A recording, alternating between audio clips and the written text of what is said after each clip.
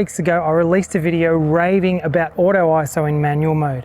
At the time, I'd only been using auto ISO in manual mode myself for about 2 weeks, and I've discovered a tiny little problem with it. You're about to find out what it is. Don't go away.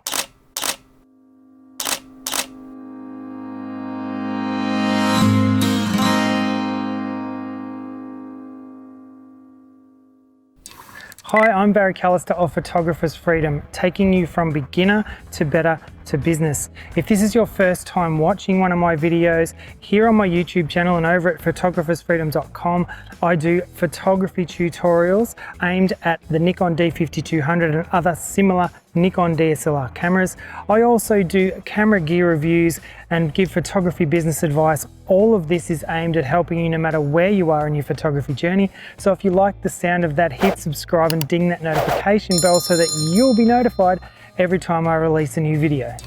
In the last video about auto ISO in manual mode, I was raving about auto ISO in manual mode as though it were the best thing since sliced bread. If you haven't seen that video, here's what you missed.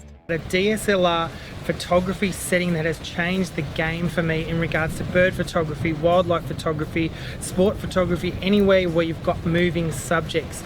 Auto ISO, or ISO if you're one of those weirdos that says it funny, in manual mode, which is fantastic because you can choose your aperture, you can choose your shutter speed, and then set your ISO to auto and you just shoot. I'll set my ISO to whatever gives me the best exposure. That's fine if the bird stays on the sky. What if that bird decides to dip down onto the water, or even worse, down to the rocks? This is why auto ISO in manual mode is so magical, because what you do is set your ISO to auto, you just track the bird wherever it goes, your camera will choose the right ISO for the correct exposure, all you got to do is shoot.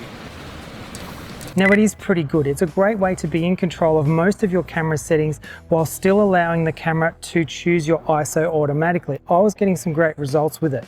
While experimenting with this DSLR camera setting though, I noticed a small problem. My camera seemed to be focusing a lot slower. I'm going to talk about that now and also run over a few settings in the auto ISO sensitivity settings menu on the Nikon D5200 that I skipped over in the last video. I was using it for bird photography, specifically for flying birds. I was getting frustrated because I was noticing that the camera was taking a long time to lock focus a lot of the time. I was starting to think there was something wrong with my lens or something wrong with the camera. Then I thought about it a little bit more and I thought it must be the auto ISO.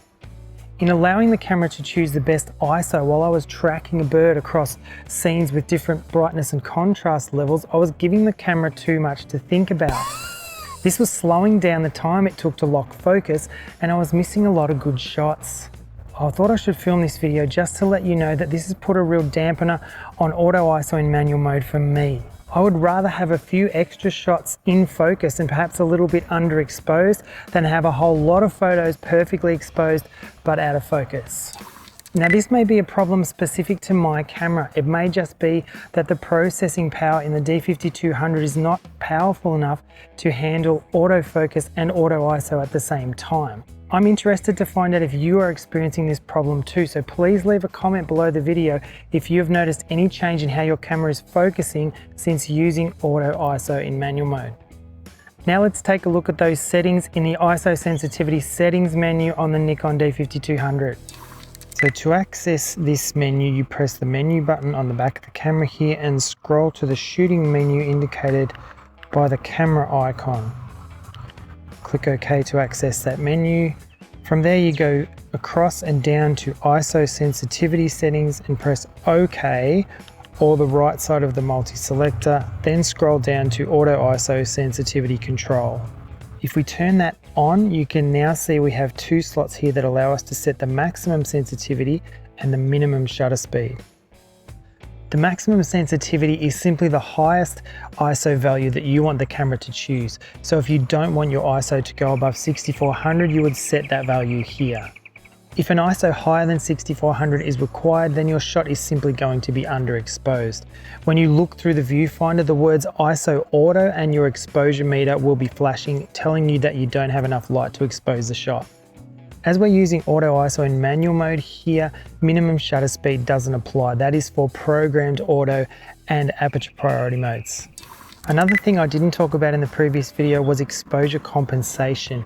If you are taking shots using auto ISO in manual mode and finding that your photos are coming out a bit bright or a bit dark, you can adjust that with exposure compensation.